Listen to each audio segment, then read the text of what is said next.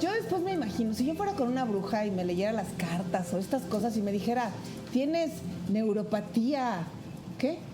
Diabética. No, si me espanto, me aviento del periférico. Y como no entiendo qué es eso, y yo creo que nadie de los de aquí entendemos, está con nosotros la doctora Tejeda Flores para platicarnos acerca de este tema. Bienvenida, doctora. Muchas gracias. ¿Cómo estás? Muy bien, muy contenta. Qué bueno, hermosa, porque la verdad es que es un término bastante, suena feo. Suena a algo grave, mortal. Suena de me voy a morir. Sí, claro. ¿Qué significa eso?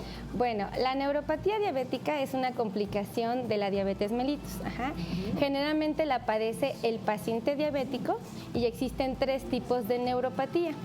Una muy importante que hay que resaltar y que un porcentaje muy alto de la población diabética vive es la neuropatía autonómica, donde la piel del paciente diabético empieza a perder la capacidad de lubricarse por sí sola. Es muy característico que el paciente con neuropatía autonómica empiece a tener una piel que se le cae como si fueran escamas del pescado. Como que va. O sea, estamos hablando de los pacientes diabéticos. Así es. Y las consecuencias que sufren dentro de sus pies a nivel podológico.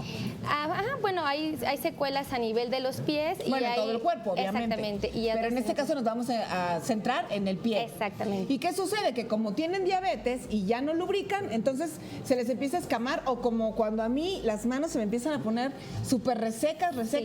E incluso ha habido momentos cuando trabajo con mucha pintura o cosas que se me llegan a abrir, como cuando se te abre incluso aquí en las comisuras de los labios. Así El problema con los diabéticos es que la cicatrización es muy entorpece lenta, ¿no? la cicatrización definitivamente. ¿Por qué? Porque la piel al momento de que se reseca y se maltrata, se le empiezan a formar pequeñas grietas. ¿Sí? Esas pequeñas grietas permiten el acceso a las bacterias. Las bacterias normalmente se alimentan de azúcar.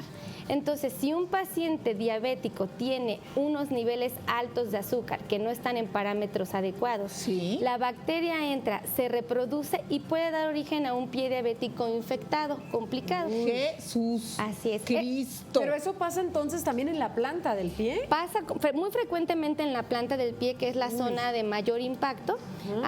Y esto se acompaña de alteraciones muy específicas. El pacientito, con el paso de los años de la enfermedad y evidentemente del descuido, empieza a tener un engrosamiento de sus pies. El paciente tiene pies anchos, en lugar de estar en esta postura, quizá los vemos así. Como los míos. Exacto. Iba a voltear a ver a Amaranta así de. No me has visto los míos que están gorditos. Sí. Da la impresión de que el piecito es gordito, pero en realidad solamente se están haciendo que los músculos interóseos se desplacen. O sea, se inflama esta parte de aquí y eso hace que se abra el pie. De alguna manera ocupa un espacio que no es el adecuado y altera la anatomía de la pisada. Lo que viene siendo el pie de tamal. Muy parecido. El término de elefante. El piecito de elefante también lo llegan a describir muchos pacientes de esa manera, pero algo muy característico y que hay que resaltar de este pie es que con estas deformidades los músculos ahora empiezan a hacer deformidades específicas. Ay. Este pie, al momento de tener grietas, callos, que son, los callos van a ser manifestaciones de la mala distribución de la carga. Por ejemplo, si un paciente promedio pesa 70 kilos, estaríamos en teoría pensando que 35 carga con el pie derecho y 35 con el pie izquierdo, en teoría.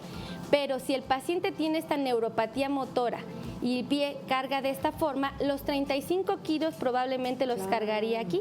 Y entonces empezarían las lesiones tan comunes que le llaman el mal perforante plantar del diabético, que es la lesión que platicabas de la planta del pie. Que tienes un hoyito y que no hay manera que te cierre y que se empiece a expander. ¿Como un ojo de pescado? Exactamente. Mucha gente la menciona como ojito de pescado.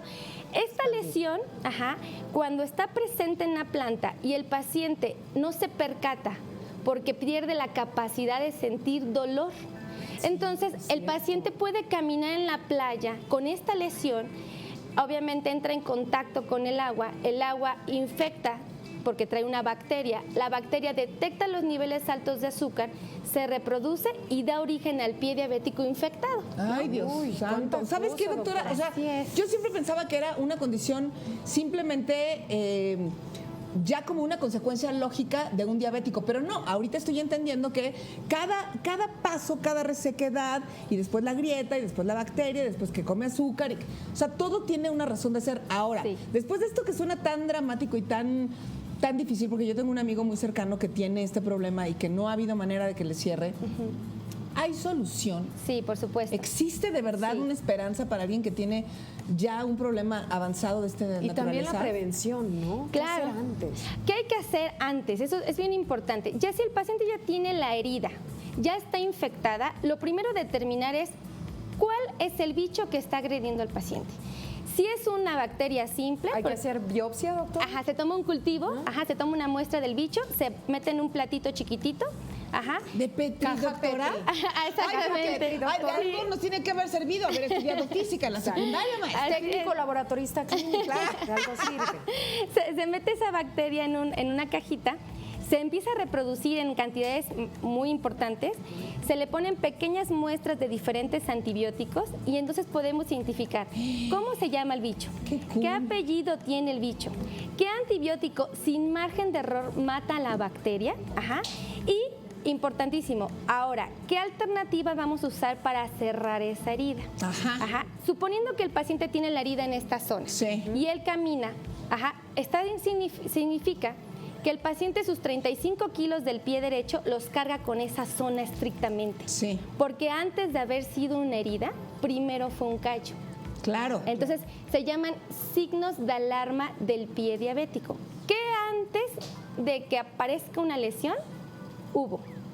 En este caso, pues fue una hiperkeratosis, un callito, ¿no? Entonces, lo ideal aquí sería, primero quitar el factor agresor, que sería retirar la sobrecarga en esa zona. Entonces, lo que hacemos es una plantilla que haga con un hoyo en medio.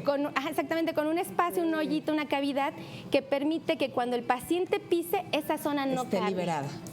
Para poder caminar, porque si no, imagínate estar en cama tanto tiempo que cicatrice. Es muy complicado, es complejo, requiere mucho cuidado, pero creo que el saber que hay esperanza y que se puede prevenir si es usted diabético o que si ya lo tiene, se puede acercar a los especialistas que lo van a ayudar a estar mejor, eso creo que no tiene precio. Muchísimas gracias. Ya estuvieron pasando tus datos en pantalla para que la gente se pueda acercar a ti. Muchas gracias. Seguramente los vas a atender espectacularmente bien. Muchas gracias. Explicas increíble y te agradecemos mucho que hayas estado aquí. No, a ustedes, de verdad. Melissa, gracias. Gracias por invitarme.